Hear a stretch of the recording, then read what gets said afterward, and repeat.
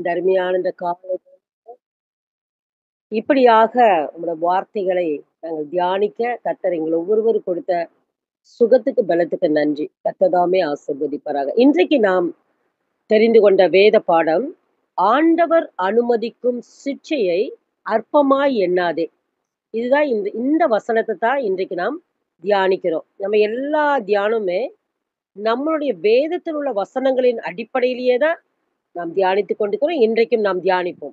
எபிரேயர் புஸ்தகம் 12ஆம் அதிகாரம் 5ஆம் வசனத்துல வாசிக்கிறோம். அன்றியும் என் மகனே, கர்த்தருடைய சிட்சையை அற்பமாக எண்ணாதே, அவரால் கடிந்து கொள்ளப்படும்போது சோர்ந்து போகாதே. இதே வசனம்தான் நீதிமொழிகள் 3:11 என் மகனே, நீ கர்த்தருடைய சிட்சையை அற்பமாக எண்ணாதே, அவர் கடிந்து கொள்ளும்போது சோர்ந்து போகாதே. பாருங்க, ஒரே வசனம். நீதிமொழிகளையும் எபிரேயத்திலையும் நம்ம வாசிக்கிறோம். இந்த வசனங்களை நாம் தியானித்து பார்க்கும்போது இதில் உள்ள முக்கியமான வார்த்தை சிட்சை. சிட்சை என்றால் கஷ்டத்துக்குள் கடந்து செல்வது அல்லது சோதனைக்குள் செல்வது. இதுதான் சிட்சை. இந்த அதை குறித்து நம்ம பார்த்தோம்னா, இந்த உலகத்துல பிறந்து வளர்ந்து வாழ்ந்து கொண்டிருக்கிற ஒவ்வொரு மனிதர்களுமே தங்களுடைய வாழ்க்கை பிரயாணத்துல ஒரு சோதனை கட்டத்தை சந்தித்து தான் வாழ்ந்து வருகிறார்கள். அது நம்மால் எல்லோரும் அறிந்ததுதான். இந்த உலகத்துல வாழ்வதற்கு நம்முடைய எல்லா தேவைகளையும் பூர்த்தி செய்து கொள்வதற்கு தேவையான ஒரு முக்கியமான ஒரு பொருள் என்னன்னா பணம். இந்த பணம் ஒன்று இருந்தால் இந்த உலகத்துக்குரிய அனைத்து தேவைகளையும் சந்திக்கலாம். எது நம்ம இஷ்டப்படுறோமோ அதை வாங்கலாம். பணம் ஒண்ணு இருந்தா இந்த உலகத்துக்குரிய அனைத்து காரியங்களையும் நாம் பெற்றுக்கொள்ளலாம். இது எல்லாரும் அறிந்த விஷயம்தான். பணத்தை அதிகமாக இன்னொரு விஷயம், பணத்தை அதிகமாக பெற்றுக் கொண்டிருக்கிற மக்கள் எல்லோரும் உலகத்தில் வாழ்வதற்கு வேண்டிய அனைத்து பொருள்களையும் பெற்றுக்கொள்கிறார்கள். அப்போ அவர்களுக்கு ஒரு பிரச்சனை இல்ல, ஒரு குறை இல்லை என்று பார்ப்பவர்கள் நினைக்கக்கூடும். ஆனால் ஆனால் அவர்களும் ஏதோ ஒரு வகையில கஷ்டத்துக்குள்ளாகிறார்கள். கஷ்டத்துக்குள்ளாய் வாழ்ந்து கொண்டிருக்கிறார்கள். அது மனவேதனையோ அல்லது வியாதியோ, சஞ்சலங்களோ, இது எல்லாமே பணம் இருக்கிறவங்களுக்கு இது நிகழ்கிறது. அவங்களுக்கு ஒரு விதமான ஒரு நிகழ்வு. இப்படி எல்லா மனிதர்களுமே இந்த சிட்சையை கொஞ்சம் சந்திச்சு கொண்டிருக்கிறார். இது கடவுளுடைய தீர்ப்பு. அடுத்ததாக ஜீவனுள்ள தேவனை அறிந்த பிள்ளைகளாகிய நமக்கு நம்முடைய விசுவாசத்தை பரீட்சை செய்வதற்காக பல சோதனைகளை தேவன் நம் வாழ்க்கையில அனுமதிக்கிறார். பிள்ளைகளை பரீட்சை செய்வதற்காக அனுமதிக்கிறார். நம்மை சோதிப்பதற்கு தேவன் சாத்தானுக்கு அனுமதி கொடுக்கிறார். வேதத்துல நாம் பார்க்கும்போது நம்ம பார்க்கலாம், யோபு புஸ்தகத்துல பார்க்கலாம். யோபுவை சோதிப்பதற்கு சாத்தானுக்கு அனுமதி கொடுத்தார் என்று பார்க்கிறோம். அங்க கடவுள் சாத்தானுக்கு அனுமதி கொடுக்கிறான். யோபுவ நீ அவன் உயிரை மட்டும் விட்டுட்டு மற்றதையெல்லாம் நீ பார்த்துக்கோ அப்படின்னு அனுமதி கொடுக்கிறார். அப்ப சோதிப்பதற்கு தேவன் ஒரு சோதனைக்காரரை வைத்திருக்கிறார் என்று உணர முடிகிறது. இது வேதத்தின் மூலமாகவே தான் நம்ம அறிகிறோம். அதே மாதிரி அதே அதே வசனம் அது யாக்கோபு 1ஆம் அதிகாரம் 13, 14 வசனத்துல பார்க்கணும்னா, சோதிக்கப்படுகிற எவனும் நான் தேவனால் சோதிக்கப்படுகிறேன் என்று சொல்லாதிருப்பானாக. தேவன் பொல்லாங்கினால் சோதிக்கப்படுகிறவர் அல்ல. ஒருவனையும் அவர் சோதிக்கிறவரும் அல்ல. அவனவன் தன் தன் சுய இச்சையினால இழுக்கப்பட்டு சிக்குண்டு சோதிக்கப்படுகிறான். இதுதான் வேத வசனம். இந்த வசனங்கள் எல்லாம் நம்ம பார்த்தோம்னா, தேவன் நம்மை சோதிப்பதில்லை. நம்முடைய சுய ஆசையின்படி நம்முடைய வாழ்க்கையை நடத்தி செல்லும் போதுதான் பல கஷ்டங்களை நாம் சந்திக்க நேரிடுகிறது. நல்லா இந்த உலகத்துல வாழ்வதற்கு நன்றாக நிறைய பணம் சம்பாதித்தால் நம்முடைய இஷ்டத்துக்கேற்ப வாழலாம், இஷ்டப்பட்டதை வாங்கலாம், இஷ்டப்பட்டதை அனுபவிக்கலாம் என்று அறிந்தோ அறியாமலையோ பல சிக்கல்களை மாட்டிக்கொள்கிறோம். மாற்றிக்கொள்ள நேருகிறது. நம்மளே யோசிக்கலாம். நம்மளுடைய வாழ்க்கை நம்முடைய சுயத்தினால நம்ம வாழும்போது என்ன ஆகுதுன்னா, நம்ம பல சிக்கல்கள மாட்டத்தான் செய்றோம். அது நம்ம வாழ்க்கையில ஒவ்வொருவருமே நம்ம அனுபவிச்சுட்டு தான் வர்றோம். அப்படி சிக்கலில் மாட்டிக்கொள்ள வைப்பது தேவன் அல்ல. அது தேவ சித்தமும் அல்ல. அது நல்லா நம்ம புரிஞ்சுக்கணும். நம்ம இஷ்டப்படி ஒரு வாழ்க்கை வாழ்ந்தோம்னா, அது கர்த்தர் நமக்கு கஷ்டத்த குடுத்துட்டாரு அப்படின்னு நம்ம சொல்ல முடியாது. அது தேவ சித்தம் அல்ல. தேவன் நமக்கு கொடுக்கிற வசனம், அருமையா வசனத்த கொடுக்கிறாரு. என்ன வசனம்? 1 தீமோத்தேயு 6:6 அத பார்த்தோம்னா, போதுமென்கின்ற மனதுடன் கூடிய தேவ பக்தியே மிகுந்த ஆதாயம். பாருங்க, போதும் என்கின்ற மனதுடன் கூடிய தேவ பக்தியே மிகுந்த ஆதாயம். அடுத்ததாக எபிரேயர் 13:5 பார்த்தோம்னா, நீங்கள் பண ஆசை இல்லாதவர்களாய் நடந்து, உங்களுக்கு இருக்கிறவைகள் போதும் என்று எண்ணுங்கள். இதுதான் கர்த்தர் நமக்கு சமாதானமாக வாழக் கொடுத்த வார்த்தைகள். யோசிச்சு பாருங்க. இந்த வார்த்தைய கொஞ்சம் நம்ம தியானிச்சு பார்த்தோம்னா, போதும் என்கின்ற மனதுடன் கூடிய தேவ பக்தியே மிகுந்த ஆதாயம். மனசுக்குள்ள ஒரு சாட்டிஸ்ஃபேக்ஷன் வேணும். சரி, நல்ல ஒரு சாப்பாடு குடுக்குறாரு, சாப்பிடறதுக்கு குடுக்குறாரு, துணிமணி உடுத்த குடுக்குறாரு, ச நமக்கு நிம்மதியா வாழ்றதுக்கு ஒரு வீட்ட குடுத்துருக்காரு. பரவால்ல. நமக்கு சமாதானமா இருக்குது. நல்ல சாப்பிடுறதுக்கு துணிமணி இருக்கு இல்லடம். இத குடுத்து நல்ல பேசிக் திங்ஸ் இதெல்லாம். இதெல்லாம் நம்ம கொடுக்குறான்னு சொல்லிட்டு நம்ம அதோட நம்ம வந்து வாழ்ந்துடுறோமா? இல்ல. ஒவ்வொரு மனுஷனுமே ஒரு வீடு இருந்தா சரி, இன்னொரு வீடு இருந்தா நல்லா இருக்குமே, கொஞ்சம் வாடகைக்கு குடுத்து காசு வந்தா நல்லா இருக்குமே, அப்படின்னு நம்ம நெனைக்கிறோம். அப்போ இன்னொரு ஒரு ட்ரெஸ்ஸே நம்ம நல்ல ட்ரெஸ்ஸாவே கூட போட்டுப்போம். ஆனா இன்னொருத்தவங்க அப்படியே வாங்கி ஒரு நல்ல பகட்டான நல்ல கோட் ஷூட்டோ அல்லது பட்டு புடவையோ அப்படி நல்லா இருக்கும்போது, அட நம்ம ஏதோ போட்டுட்டு இருக்கிறது சாதாரணமா இருக்குது. அது நல்லா இருக்குதே. இப்படித்தான் மனுஷ எண்ணங்கள் எல்லாம் போகுது. அப்படி போகும்போது தான் இந்த வார்த்தை கொஞ்சம் நமக்குள்ள கிரியை நடப்பிக்காது போல ஆயிருது. போதுமென்கின்ற மனதுடன் கூடிய தேவ பக்தி மிகுந்த ஆதாயம். நீங்கள் பண ஆசை இல்லாதவளாய் நடந்து, உங்களுக்கு இருக்கிறவைகள் போதுமென்று எண்ணுங்கள். இதுதான். இருக்கிறவைகள் பண ஆசை இல்லாதவளாய் இருந்து, போதுமென்று எண்ணுங்கள். இதுதான் கர்த்தர் நமக்கு சமாதானமாக கொடுத்த வார்த்தை. நம்ம அந்த வார்த்தையில கொஞ்சம் தவறி, இல்ல நம்ம கொஞ்சம் அது இருந்தா நல்லா இருக்குமே, இது இருந்தா நல்லா இருக்குமே, அப்படி இருந்தா நல்லா இருக்குமே, இப்படி இருந்தா நல்லா இருக்குமே, நம்ம சிந்தனை ஓடிட்டு இருக்குது பாருங்க. அதுதான் நமக்கு ஒரு ஆ மாட்டிக்கொள்ளக்கூடிய, ஒரு கஷ்டத்துக்குள்ள இழுத்துக்கொள்ளக்கூடிய இந்த மாரி ஒரு சோதனை எல்லாம் நாம வந்து நம்முடைய சுய சிந்தனையில, சுய நடக்கையில போகும்போது, சில காரியங்களை நாம் சந்திக்க வேண்டிய சூழ்நிலை வருகிறது. ஆனா நம்ம என்ன சொல்லிர்றோம், "ஏன் கடவுள் நம்மள இந்த கஷ்டத்துக்குள்ள ஆக்குனாரு? அந்த கஷ்டத்துக்குள்ள ஆக்கிட்டார்." அப்படின்னு நம்ம வந்து கடவுள நம்ம வந்து பேசுறோம். ஆனா அப்படி அல்ல. ஆண்டவர் விசுவாசம் சோதிக்கப்படுதுன்னா, அப்போ இப்ப நம்மள சோதிக்கப்படுகிறது ஆண்டவருடைய பிள்ளைகளாகிய நம்மள எந்த அளவுக்கு சோ எப் எ என்ன சோதிக்கப்படுது அப்படின்றத நம்ம இப்ப கொஞ்சம் கொஞ்சம் தியானித்து பார்த்தோம்னா, எந்த அளவுக்கு தேவ வார்த்தைக்கு கீழ்ப்படிந்து வாழ்கிறோம் என்பதற்கு தேவன் சில சோதனைகளை அனுமதிக்கிறார். எப்படி என்றால், ப யோசிச்சு பாருங்க.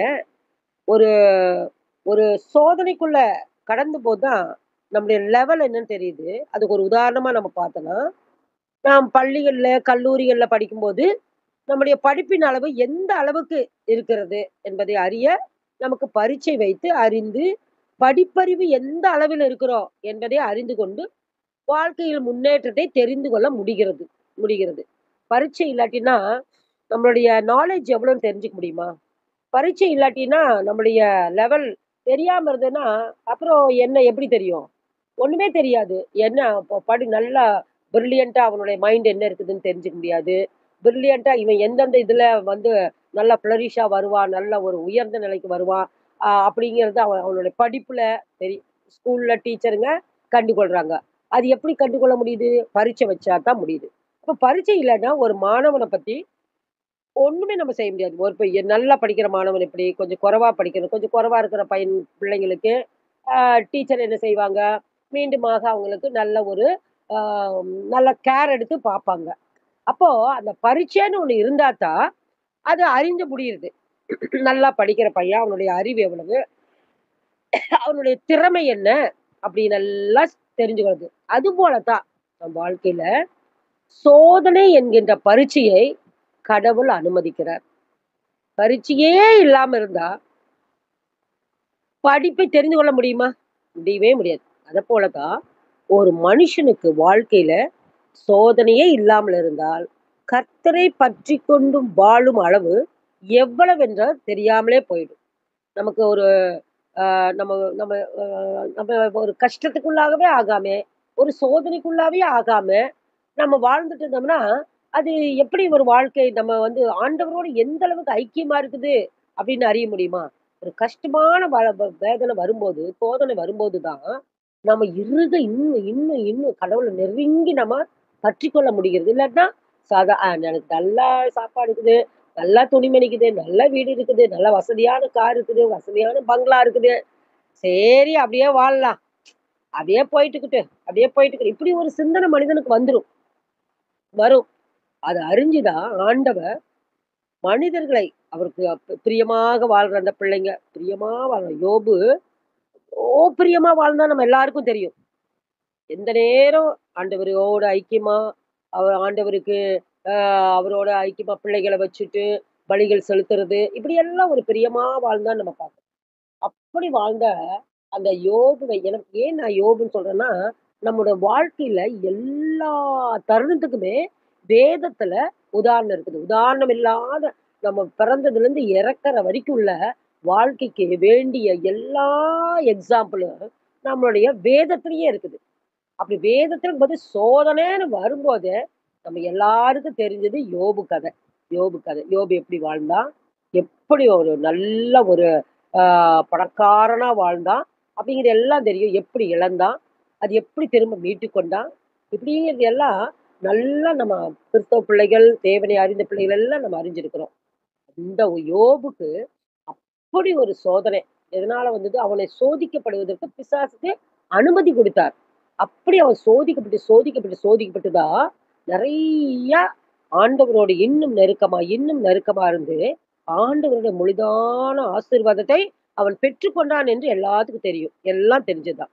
அப்போ ஆ பரீட்சை வைத்தால் தான் பரீட்சை வச்சதுல தேறினா தான், அடுத்த வகுப்புக்கே போக முடியும். ஸ்கூல் பசங்க, காலேஜ் பசங்கலாம் அடுத்த வகுப்புக்கு போக முடியும்.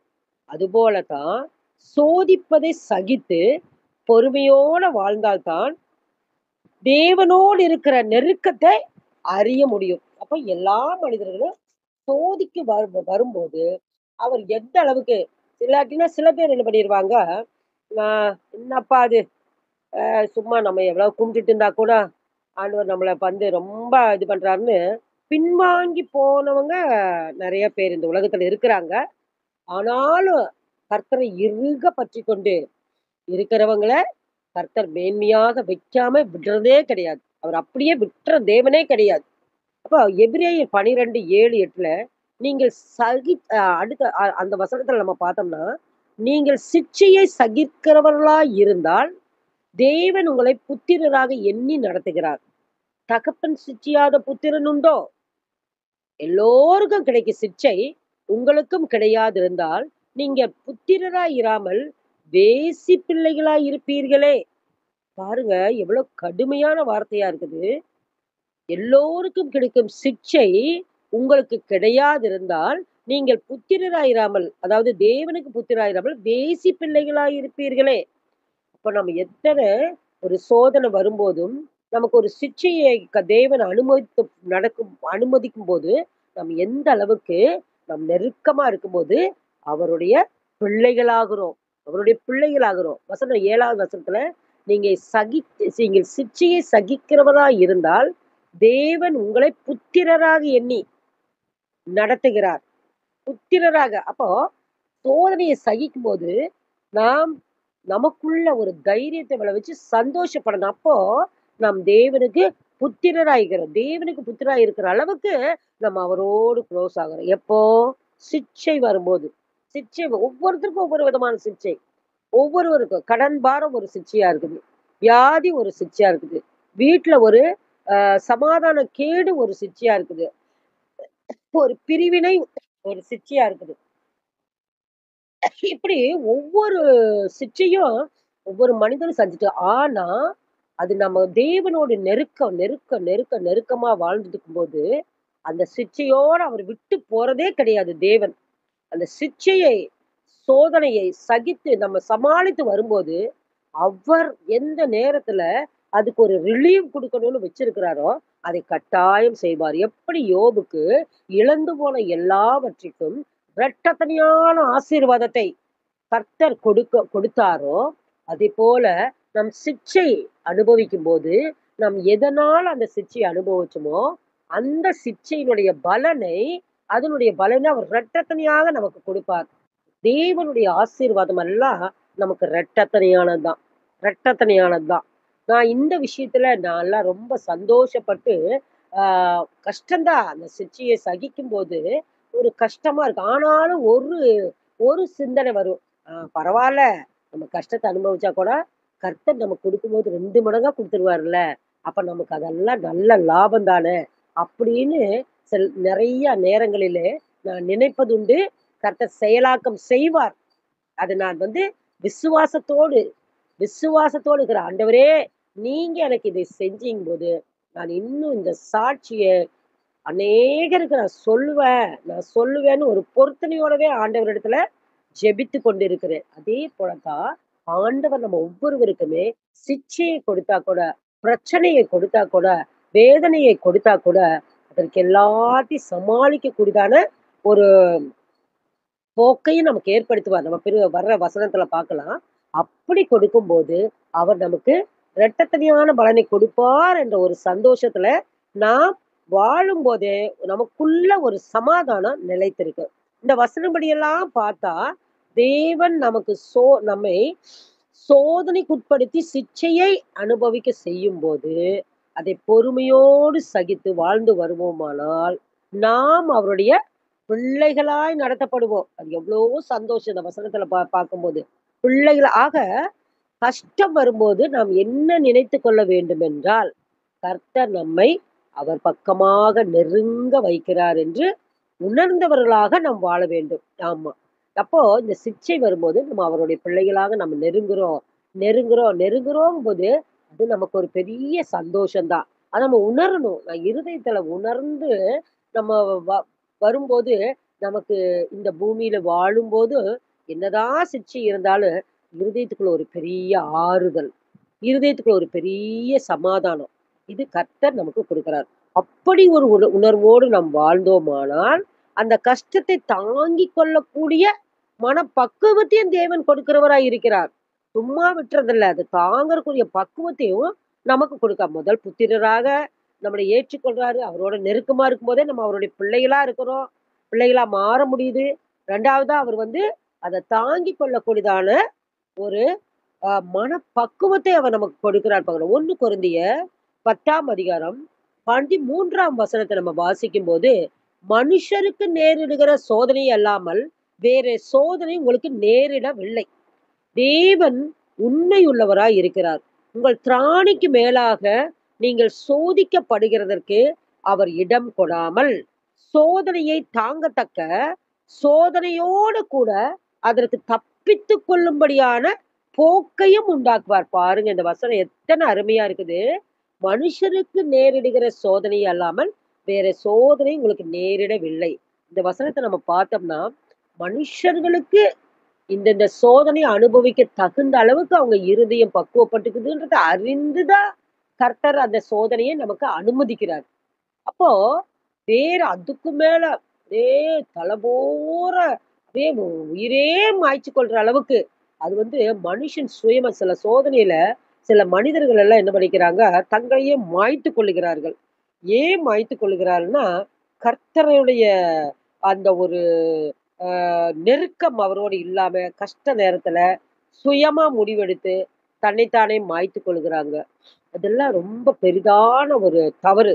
ஆனா, அதே அந்த நேரத்துல நம்ம ஆண்டவரோடு ஐக்கியப்பட்டு இருக்கும்போது, நமக்கு அவருக்கு இரட்டத்தனையான ஆசீர்வாதத்த நமக்கு குடுப்பாருன்னு ஒரு சந்தோஷத்தோட வாழும்போது, ஆண்டவர் நமக்கு கொடுக்க வல்லவரா இருக்கிறார். அப்படின்னு ஒரு இருதயத்துல நெனச்சுட்டு, ஒவ்வொரு நாளும் அவரோட நெருக்கமா வாழும்போது, நமக்கு இம்மைக்கும் மறுமைக்கேற்ற ஆசீர்வாதம். நம்ம ஒரு சாதாரண விஷயம் இல்ல. நம்ம பொறுமையோடு சகித்து, பொறுமையோடு அவரோடு நெருக்கமா இருந்தா, நமக்கு இந்த வாழ்க்கை மட்டும் இல்ல. பரலோகத்துல வாழ்க்கை. நித்திய நித்திய வாழ்க்கை. அவரோடு ஐக்கியமா வாழக்கூடியதான வாழ்க்கை. நமக்கு ரெடியா அவர் வச்சுட்டு இருக்கிறார். இல்லாம அவர் சொல்லவே போறதில்ல. என் பிதாவின் வீட்டில் அநேக வாசஸ்தலம் இருக்கிறது. உங்களுக்காக ஒன்று ஆயத்தம் பண்ண போகிறேன்னு ஆண்டவர் சொன்னார்ல. அப்போ அப்படிப்பட்ட ஒரு பெரிய சிலாக்கியத்தை கர்த்தர் நமக்கு வச்சிருக்கிறாருன்னு நினைத்து, அந்த நினைவோடு நம்ம வாழும்போது, இந்த உலகத்துல நம்ம ஆறுதல் அடைவோம். நம்ம சமாதானம் அடைவோம். அப்போ சோதனை உங்களுக்கு ஆ சோதனை அல்லாமல் வேற அதாவது மனுஷனுக்கு நேரிடுகிற சோதனை அல்லாமல், வேறே சோதனை உங்களுக்கு நேரிடவில்லை. தேவன் உண்மையுள்ளவராய் இருக்கிறார். கட்டாயம் அவருடைய வார்த்தை எல்லாமே சத்தியமானது, உண்மையானது. எந்த ஒரு இல்லாம இல்லவே இல்ல. உங்கள் திராணிக்கு மேலாக நீங்கள் சோதிக்கப்படுகிறதுக்கு அவர் இடம் கொடாமல், சோதனையை தாங்கத்தக்கதாக, சோதனையோடு கூட அதற்கு தப்பித்துக் கொள்ளும்படியான போக்கையும் உண்டாக்குவார். இந்த வசனம் எல்லாம் நமக்கு ஆறுதலும், தேறுதலுமா நம்மளுடைய கஷ்டமான நேரத்துல, நம்முடைய சோதனைக்குள்ள நம்ம அனுமதிக்கப்பட்ட நேரத்துல, சிட்சையை அனுபவிக்கின்ற நேரத்துல, நமக்கு இப்படிப்பட்ட தாங்கிக் கொள்ளக்கூடான ஒரு மனப்பக்குவத்தையும், அ அதை சமாளிக்கக்கூடியதான தைரியத்தையும் மனசுல ஆண்டவர் நமக்கு கொடுக்கிறார்.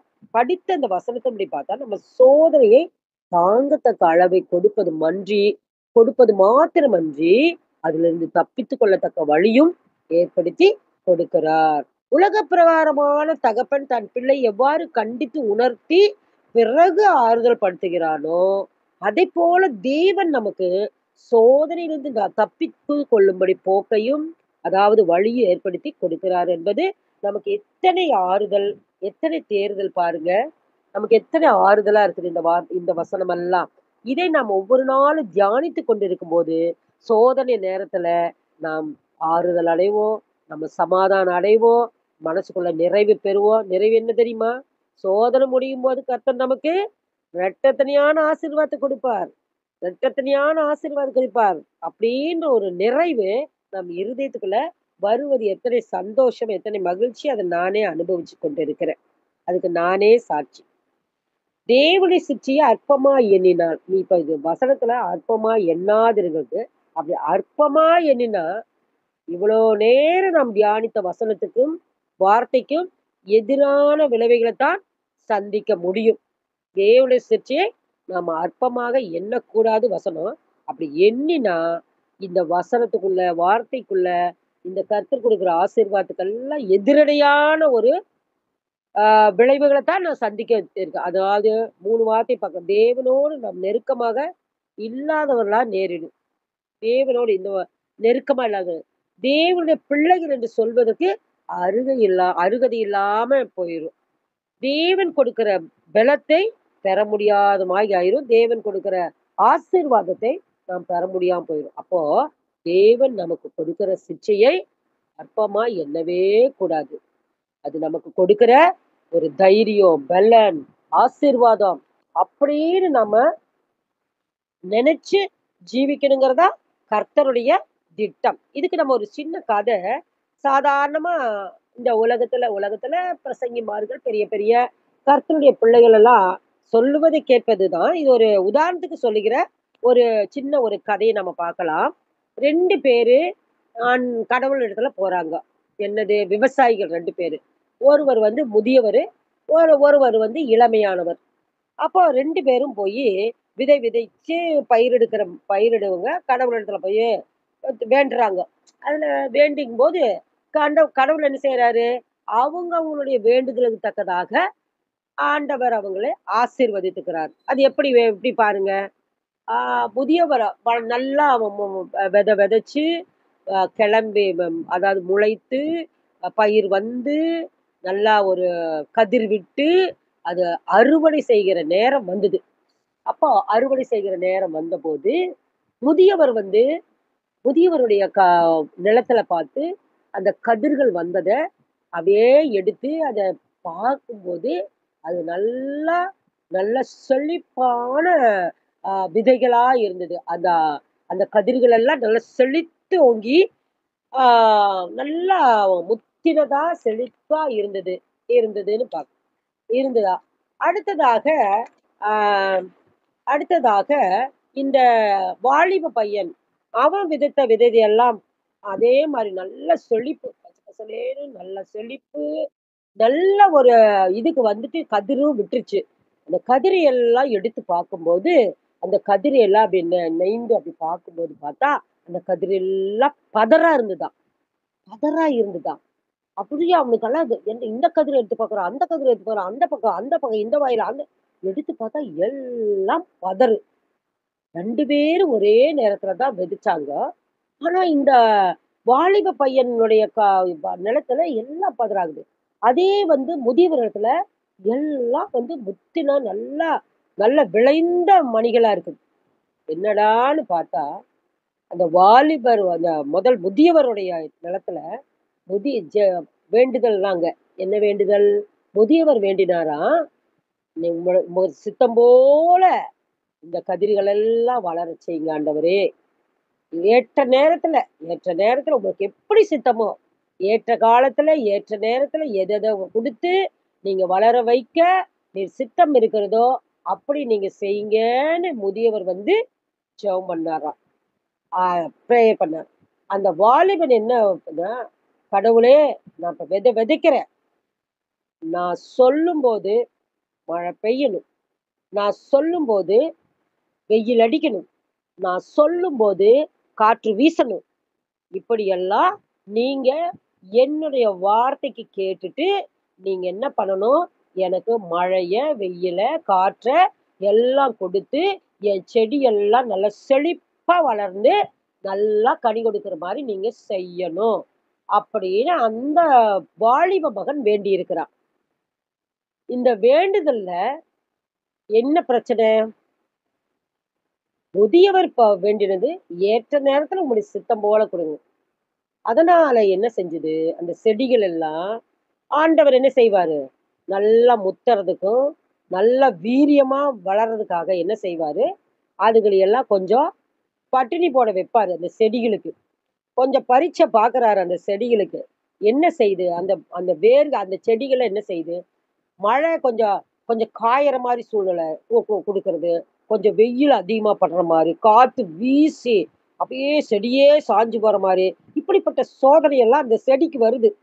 அப்ப வரும்போது அந்த செடி என்னது, தன்னை தாங்கிக் கொள்ளுவதற்கு, தன்னை பலப்படுத்துவதற்கு, நல்லா வித்ஸ்டாண்ட் பண்றதுக்கு மண்ல நல்லா வேர ஊனுமாம். நல்லா வேர ஊனி, ஊனி ஸ்ட்ராங் பண்ணிக்குது. அப்புறம் தண்ணி வேணுமே! அப்புறம் தண்ணிக்காக அந்த வேர இன்னும் நீளமா, நீளமா எங்க தண்ணி போகுதோ, அந்த நீளமா அந்த தண்ணி போற அளவுக்கு வேண்டிய வேர்கள விட்டு, விட்டு, விட்டு தண்ணிய உறிஞ்சி, உறிஞ்சி அதாவது அந்த கடினமான அந்த வேலை செய்தது. உறிஞ்சி எடுத்து, ஆ இலைகளுக்கு அனுப்பி, அந்த கதிர் வந்து முற்றுது. அப்போ அந்த இடத்துல அந்த செடி அந்த கஷ்டமான அந்த வெயில் கொஞ்சம் கம்மியா இருக்கும்போதும், மழை கொஞ்சம் கம்மியா இருக்கும்போது, காத்து அதிகமா வீசும்போதெல்லாம், தன்னை பலப்படுத்துவதற்காக வேர்கள நல்லா நிலத்துல புதைய விட்டு, அப்படியே தண்ணீய உறிஞ்சி செடிகளுக்கு அனுப்புதாம். அனுப்பும்போது, அந்த செடி நல்லா ஸ்ட்ராங் ஆகுது. நல்லா கதிர்கள குடுத்துருச்சு. இந்த வாலிப பையன் விதைச்சதுல, அவன் தான் சொல்லிட்டானே!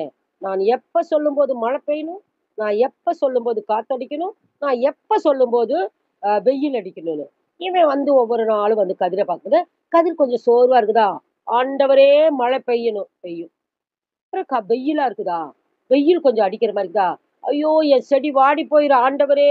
எனக்கு வெயில் கொஞ்சம் குறைச்சு மங்கினதா குடுங்க. காற்றடிக்கும்போது, ஐயய்யோ! செடி பிஞ்சு அப்படியே ஒடிஞ்சு போயிரும் போல இருக்குது. காத்த கொஞ்சம் சாதாரணம் பண்ணுங்க. இப்படியெல்லாம் வந்து அந்த வாலிபன் வந்து அப்படி கடவுள்ட்ட வேண்டிட்டு இருந்தானாம். அதனால அந்த செடி என்ன செஞ்சுதாம், தன்னுடைய பலத்தை எல்லாம் அது பிரயோகப்படுத்தவே இல்ல. அப்படியே ஜாலியா ஏ நே ஏ நேரத்துக்கு நேரம், நேரத்துக்கு நேரம், தனக்கு வேண்டிய உணவு வந்துருது. நேரத்துக்கு நேரம், வெயில் அடிக்குது. வேண்டிய அளவுக்கு வெயில் அடிக்குது. நேரத்துக்கு நேரம், காத்து வேண்டிய இடத்துல வருது. அப்புறம் எதுக்கு அந்த செடி கஷ்டப்பட்டு வேற நிலத்துல ஊனணும்? அப்படியே உணவு தயாரிக்கிறதுக்கு கஷ்டப்பட்டு அந்த வெயில தேடணும். காத்து வந்து அடிக்கணும். ம்ஹ்ம். அந்த செடியெல்லாம் அதெல்லாம் எதுவுமே அது செய்யல. அதனால அந்த செடியால நல்ல மணிகளை, நல்ல விதைகள கொடுக்க முடியல. அந்த உறுதி இல்ல அது செடிகளுக்கு. இந்த நல்ல உறுதியா நல்ல உறுதியா அதுகளால இருக்க முடியல. வேண்டியதெல்லாம் கிடைச்சிருது. அதுவே தானா எந்த காரியத்தையும் செய்யணும்னு அதுகளுக்கு தோணல. அதனால அதுகெல்லாம் சைலன்ட்டா அது பாட்டு இருக்கும்போது, கதிர்களு அப்படியே வளர்ந்து நல்லா பார்க்க இருக்குது. ஆனா, நல்ல ஒரு கதிரா இல்லாம பதரான கதிரா இருக்குது. இது பார்த்தீங்களா? இந்த உதாரணம். நல்லா கர்த்தரு நல்ல ஒ சிட்சைகள். அதாவது வெளிச்சம், மழை, காத்து, வெயிலு இது எல்லாம் தாங்கி வந்த செடி, நல்ல உறுதியோட, நல்ல வளர்ந்து நல்ல மணிகளை கொடுத்திருக்குது. ஆனா, எந்த கஷ்டமே படாத அந்த செடிகள் எல்லாம் என்ன செஞ்சது? பதறத்தான் குடுக்க முடியுது. அப்ப கர்த்தர் சிட்சிக்கும்போது நாம என்ன செய்றோம்? பலம் கொள்ளறோம், உறுதியா நிக்கிறோம், நல்ல கடவுளுக்குள்ள பிள்ளைகளா மாறுறோம், நல்ல கனி கொடுக்க முடியுது. இந்த உலகத்துல சாட்சியா இருக்க முடியுது. மற்றவங்களுக்கு ஆறுதல் சொல்கிற பிள்ளைகளா நம்மள வச்சிருக்கிறாரு. எல்லாத்துக்கும் மேல கடைசியா நல்ல நல்ல கோதுமை மணிகள், நல்ல நெல் மணிகள் கிடைக்கிறது போல நம்மளுடைய ஜீவன் நமக்கு இரட்டத்தனையான இந்த பூமியில வாழ்றதுக்குரிய தகுதியும் பரலோகத்துல நமக்குரிய தகுதியும் கர்த்தர் நமக்கு வச்சிருக்கிறாரு. அத நம்ம நன்கு உணரணும். அதுக்கு பெரிய உதாரணம் இந்த செடி. இது எப்படி இருக்குது பாருங்க. அப்போ ஆண்டவருடைய சிட்சை நமக்கு வரும்போது, நம்ம சந்தோஷமாக நம்ம ஏற்றுக்கொண்டு, அவரை இன்னும் இறுக பற்றிக்கொள்ளணும். இப்படித்தான் நம் வாழ்க்கையில கர்த்தர் நமக்கு அனுமதித்த சோதனையில நம் பலன் கொண்டு திடமனதாய் கர்த்தரையே இறுக பற்றிக் கொண்டால், கர்த்தர் நமக்கு வைத்திருக்கும் ஆசீர்வாதம், இம்மைக்கும் மறுமைக்கேற்ற ஆசீர்வாதங்களை நாம் பெற்றுக்கொள்ள முடியும். பாருங்க, எத்தன அருமை பாருங்க. எவ்வளோ சந்தோஷம் இத நான் உங்களுக்கு இந்த எழுதும்போதே நான் ரொம்ப சந்தோஷப்பட்டுட்டு எழுதினேன். இத கேட்கிற உங்களுக்கு எத்தனையோ ஒவ்வொருவருமே ஒரு கஷ்டத்துல நம்ம இருப்போம். ஆனாலும் இந்த வார்த்தைகள் எல்லாம் நம் இருதயத்த தேற்றி, ஆற்றி, இன்னும் ஆண்டவரோட நெருக்கமாக்குது. அப்படின்னு நம்ம நினைக்கும்போது நமக்கு எத்தன சந்தோஷம் வருது பாருங்க. யாக்கோப்பு 1:12ல சோதனையை அப்படி அப்படி சந்தோஷப்பட்டது மாத்தா, நம்ம எத பெறுகிறோம்னு பாருங்க. யாக்கோப்பு 1:12 பார்த்தா, சோதனையை சகிக்கிற மனுஷன் பாக்கியவான். அவன் உத்தமன் என்று விளங்கின பின்பு, கர்த்தர் தம்மிடத்தில் அன்பு கூறுகிறவனுக்கு வாக்குத்தத்தம் பண்ணின ஜீவ கிரீடத்தை பெறுவான். ஜீவ கிரீடம். கடவுளிடத்துல இருந்து இந்த சோதனை சகிக்கிறவங்களுக்கு கிடைக்கிறது என்ன? ஜீவ கிரீடம்.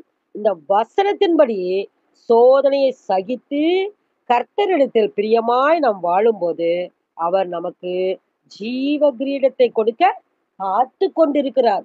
ஜீவ கிரீடத்தை கொடுக்க காத்துக்கிறார். அப்ப நமக்கு ஒரு கிரீடம், கிரீடம் நமக்கு இருக்குது அப்படின்னு அந்த ஒரு சந்தோஷத்தையும் நம்ம ஏத்துக்கணும். வாழ்ந்து கொண்டிருக்கிற காலத்துல இந்த உலகத்துல பலவிதமான வெற்றிக்கு நம்ம யோசிச்சு பாருங்க. நாம இந்த வாழ்ந்துட்டு இருக்கிற இந்த உலகத்துல பலவிதமான வெற்றிக்கு பலவிதமான பெயர்களால் வெற்றி கோப்பைகளை பெறுகிறார்கள். அதாவது இந்த கல்ச்சுரல் ப்ரோகிராம்ல ஆ என்ன குடுக்குறாங்க? மிஸ் மிஸ் வேர்ல்டு, அ மிஸ் இது மிஸ்டர் மெட்ராஸ், மிஸ்டர் வேர்ல்டு இப்படி எல்லாம் ஒரு பட்டம் குடுக்குறாங்க. அப்புறம் தலையில கிரீடம் வைக்கிறாங்க. அப்ப அப்போ அப்புறம் இன்னும் மியூசிக்கு, விளையாட்டுக்கு, நடனத்துக்கு, இசைக்கு இப்படியே நம்ம கேட்டுட்டு தான் இருக்கிறோம். அரசியல் இப்படிப்பட்ட ஒவ்வொரு விஷயத்துக்குமே, ஒவ்வொரு துறைக்குமே ஒரு ஒரு பெயர் வைத்து தகுதியுள்ளவர்களுக்கு அந்தந்த விருதுகள வழங்குறாங்க. கிரீடம் கொடுக்கறது, பொன்னாடை போத்துறது இப்படி எல்லாமே பண்றத நம்ம பார்க்கிறோம். உலக வழக்கில் இருப்பது போல நம்முடைய இது உலக வழக்குல இந்த மாரி கிரீடங்களும், இந்த மாரி எல்லாம் பார்க்கிறோம். இதே தான் உலக வழக்கில் இருப்பது போல, நம்முடைய ஆவிக்குரிய வாழ்க்கையிலும் ஆண்டவர் நமக்காக, அவருடைய சித்தத்தின்படி வாழ்கிற மக்களுக்காக வாழ்ந்து வருகிறவருக்கு, அவரு விருதுகள வச்சிருக்கிறாரு. கிரீடங்கள வச்சிட்டுருக்கிறாரு. நாம கிரீடங்கள பெறும் பிள்ளைகளாக இந்த உலகத்துல வாழணும். அவர் நமக்கு கொடுக்க இருக்கிறார். என்னத்த? கிரீடங்களை கொடுக்க இருக்கிறார். அப்படிப்பட்ட கிரீடங்கள் தான் வேதத்துல பல இடங்கள்ல, பல காரியத்துக்காக வைத்திருக்கிற கிரீடம். இந்த கிரீடத்தை குறித்தே நான் ஒரு நாள் அ இதே Zoom மீட்டிங்ல ஒரு பிரசங்கம் குடுத்திருக்கிறேன். அந்த கிரீடத்த மாத்திரம் நம்ம என்னன்னு பார்த்துக்கலாம். மகிழ்ச்சியின் கிரீடம், நீதியின் கிரீடம், ஜீவ கிரீடம், வாடாத கிரீடம். இந்த கிரீடமெல்லாம் நம்ம அவருடைய பிள்ளைகளுக்கு அவர் வச்சுக்கிறாரு. இந்தந்த பிள்ளைக்கு இது இது. அந்தந்த வேலை செஞ்சுக்க அந்தது. ஊழியம் பண்ணின ஊழியக்காரருக்கு இது. வாழ்ந்துட்டு இருக்கிற மக்களுக்கு இது. இப்படின்னு நீதியா வாழ்ந்தவங்களுக்கு இந்த கிரீடம். மகிழ்ச்சியா வாழ்ந்தவங்களுக்கு இந்த கிரீடம். சோதனையை சகிச்சவங்களுக்கு இந்த கிரீடம். அப்படின்னு ஆண்டவர் நமக்கு கிரீடம் வச்சுட்டு இருக்கிறாரு. அப்படி வச்சிட்டு இருக்கிற கிரீடம் தான், அப்படி சோதனைய சகிச்சு, கர்த்தரிடத்துல பிரியமாய் வாழ்கிறவர்களுக்கு, தேவன் எந்த கிரீடத்த குடுக்குறாரு? ஜீவ கிரீடத்த குடுக்குறார். அப்ப நமக்கு எவ்ளோ மேன்மை பாருங்க. எவ்ளோ மேன்மை. கர்த்தர் அனுமதிக்கிற சிட்சையை நாம் அற்பமா எண்ணாமல், அத நம்ம ஜீவனோடு வாழ்ந்துட்டு இருக்கும்போது, அவரோடு ஐக்கியமா வாழும்போது, நமக்கு ஜீவ கிரீடத்த அவர் வச்சுட்டு இருக்கிறாரு. அப்போ இது எல்லாமே நாம ஆராய்ந்து அறிந்து யோசிச்சு பார்க்கும்போது, பரலோகத்துக்குரிய ஜீவ கிரீடத்தை பெற்றவர்களாக வாழ்வோம்னா, நமக்கு எத்தன சந்தோஷம். சோதனையை சகிக்கிற மனுஷன் பாக்கியவான் என்று எழுதியிருக்கிறபடி, நாம் ஒவ்வொருவருமே பாக்கியவான்களாக கர்த்தரிடத்துல பிரியமாய் நம்ம வாழணும்னு கர்த்தர் நம்மிடத்த எதிர்பார்க்கிறாரு. தேவன் நமக்கு அவரோடு நெருக்கமா வைப்பதற்காகவே சிட்சையை அனுமதிக்கிறார். இந்த ஒரு வார்த்தைய, இந்த ஒரு வல்லமையுள்ள வார்த்தைய நம் மனசுல நன்கு பதிய வைக்கணும். அதை நாம் ஏனோ தானோ என்று தேவன் எதற்காக இப்படி கஷ்டத்துக்குள் செல்ல வைக்கிறார் என்று அவருடைய காரியத்தை குறித்து நாம் முறுமுறுக்காமல், எப்படியோ என்னமோ நடக்கிறது என்று தேவன் நடத்துகிறதை குறித்து எண்ணாம, உணராம இல்லாதபடிக்கு நாம் ஒரு சோதனை அனுமதிக்கிறார் என்றால், தேவன் நமக்கு ஒரு சோதனை அனுமதிக்கிறார். அவையெல்லாம் நம்முடைய நன்மைக்கே என்று உணர்ந்தவர்களாக அவருடைய சித்தத்துக்கு ஒப்பு கொடுத்து வாழ்வோமானால், அதற்குரிய இரட்டத்தனையான ஆசீர்வாதத்தை நமக்கு கொடுக்கிறார் என்று நாம் நன்கு உணர்ந்து, அறிந்து, சமாதான, சந்தோஷ நிறைவோடு நாம் வாழ்வதை கர்த்தர் நம்மிடத்தில் எதிர்பார்க்கிறார். யோபு சரித்திரம் எல்லாத்துக்கும் தெரியும்.